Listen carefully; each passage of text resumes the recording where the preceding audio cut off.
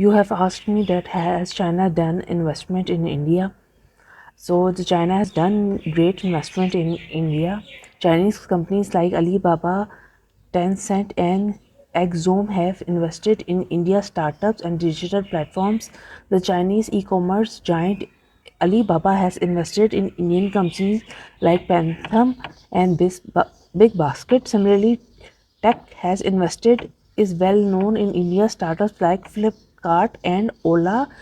Exome, a Chinese smartphone manufacturer, has also made substantive investment in India. In addition to these tech investments, China has also invested in India infrastructure projects mainly through strategic partnerships and collaborations.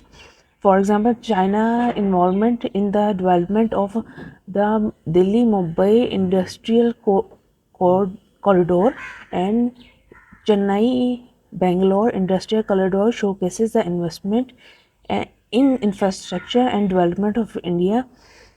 India has done many other projects with China. Let's see what the result is.